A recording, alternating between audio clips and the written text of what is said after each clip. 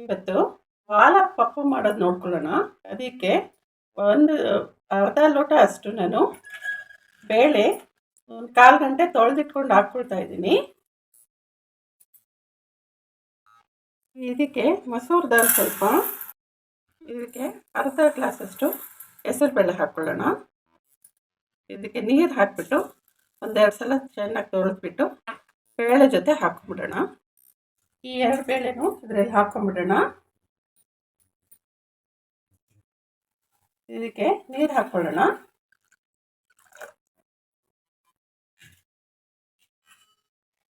ಇದಕ್ಕೆ ಸ್ವಲ್ಪ ಎಣ್ಣೆ ಹಾಕ್ಕೊಂಡ್ರೆ ಬೇಳೆ ಚೆನ್ನಾಗಿ ಬೇಯುತ್ತದೆ. ಇವಾಗ ಲಿಡ್ ಮುಚ್ಚಿಬಿಟ್ಟು ಒಂದು 3 ವಿಸಿಲ್ ಕೂಗಿಸ್ಕೊಳ್ಳೋಣ. ಪಪ್ಪುಗೆ ಒಗ್ಗರಣೆ ಹಾಕ್ಕೊಳ್ಳೋದಕ್ಕೆ ನಾನು ಒಂದು ಬಾಣಲಿ ಇಟ್ಕೊಂಡಿದ್ದೀನಿ. ಅದಕ್ಕೆ ಸ್ವಲ್ಪ ಎಣ್ಣೆ ಹಾಕ್ಕೊಳ್ಳೋಣ.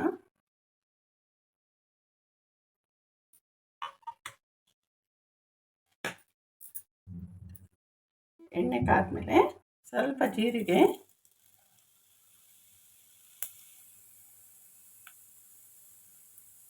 ಈ ಥರ ಫ್ರೈ ಆದಮೇಲೆ ನಾನು ಒಂದೆರಡು ಮೆಣಸಿನ್ಕಾಯಿ, ಸ್ವಲ್ಪ ಬೆಳ್ಳುಳ್ಳಿ ಈ ಥರ ಸಣ್ಣದಾಗಿ ಕಟ್ ಮಾಡಿ ಹಾಕ್ಕೊಳ್ತಾ ಇದ್ದೀನಿ. ಇದನ್ನೆಲ್ಲ ಒಂದು 30 ಸೆಕೆಂಡು ಫ್ರೈ ಮಾಡ್ಕೊಳ್ಳೋಣ. ಸ್ವಲ್ಪ ಕರಿಬೇವಿನ ಸೊಪ್ಪು ಮತ್ತು ಒಂದು ಈರುಳ್ಳಿ ಥರ ಸಣ್ಣದಾಗಿ ಕಟ್ ಮಾಡಿ ಹಾಕ್ಕೊಳ್ತಾ ಇದ್ದೀನಿ. ಇದನ್ನೆಲ್ಲ ಮತ್ತೆ ಫ್ರೈ ಮಾಡ್ಕೊಳ್ಳೋಣ. ಇಲ್ಲಿ ಸ್ವಲ್ಪ ಬೆಂದಮೇಲೆ ಇದಕ್ಕೆ ಒಂದು ಟೊಮೆಟೊ ಈ ಥರ ಸಣ್ಣದಾಗಿ ಕಟ್ ಮಾಡಿ ಹಾಕ್ಕೊಳ್ಬೇಕು. ಇದನ್ನು ಫ್ರೈ ಮಾಡ್ಕೊಳ್ಳೋಣ. ಟೊಮೆಟೊ ಬೇಯೋದಕ್ಕೆ ಒಂದು ಸ್ವಲ್ಪ ಉಪ್ಪು ಹಾಕ್ಕೊಳ್ಳೋಣ.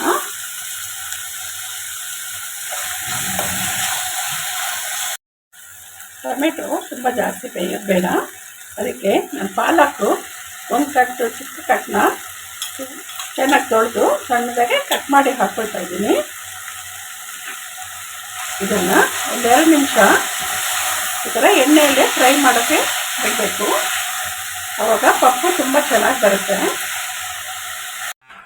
ಇದಕ್ಕೆ ಈಗ ಅರಿಶಿನದ ಪುಡಿನೂ ಸ್ವಲ್ಪ ಖಾರದ ಪುಡಿ ಹಾಕ್ಕೊಳ್ಳೋಣ. ಇದನ್ನೆಲ್ಲ ಮಿಕ್ಸ್ ಮಾಡ್ಕೊಳ್ಬೇಕು. ಈಗ ಕುಕ್ಕರ್ ಲಿಡ್ ತೆಗೆದು ನೋಡೋಣ. ಬೇಳೆ ಎಲ್ಲ ಚೆನ್ನಾಗಿ ಬೆಂದಿದೆ. ಬೇಳೆ ಈ ಥರ ಚೆನ್ನಾಗಿ ಬೆಂದಿದ್ರೆ ಪಪ್ಪು ತುಂಬ ರುಚಿಯಾಗಿ ಬರುತ್ತೆ. ಈ ಥರ ಬೇಳೆ ಬೇಯಿಸ್ಕೊಬೇಕು. ಈಗ ಇದಕ್ಕೆ ಬೇಳೆ ಎಲ್ಲ ಹಾಕ್ಕೊಂಡು ಅದಕ್ಕೆ ಸ್ವಲ್ಪ ನೀರು ಹಾಕ್ಕೊಂಡು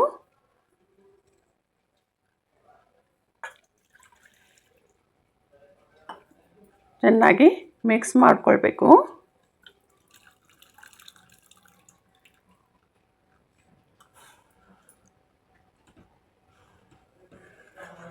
ಈ ಥರ ಚೆನ್ನಾಗಿ ಕುದ್ರೆ ಪಪ್ಪು ತುಂಬ ರುಚಿಗೆ ತಕ್ಕಷ್ಟು ಉಪ್ಪು ಹಾಕ್ಕೊಳ್ಳಬೇಕು. ಅದನ್ನು ಚೆನ್ನಾಗಿ ಕಲಿಸ್ಬಿಟ್ಟು ಸ್ವಲ್ಪ ಹೊತ್ತು ಕುದಿಯಕ್ಕೆ ಬಿಡೋಣ. ಪಪ್ಪನ್ನ ಚೆನ್ನಾಗಿ ಕುದ್ದಾದಮೇಲೆ ಈ ಥರ ಸರ್ವಿಂಗ್ ಬೌಲ್ಗೆ ತಗೊಳ್ಳೋಣ. ಇದು ತುಂಬ ರುಚಿಯಾಗಿರುತ್ತೆ. ನೀವು ಮನೇಲಿ ಮಾಡಿ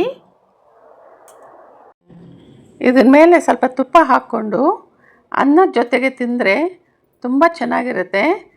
ನೀವು ಮನೇಲಿ ಮಾಡಿ ಕಮೆಂಟ್ನಲ್ಲಿ ತಿಳಿಸಿ. ನನ್ನ ಚಾನಲ್ನ ಸಬ್ಸ್ಕ್ರೈಬ್ ಮಾಡಿ. Thank you.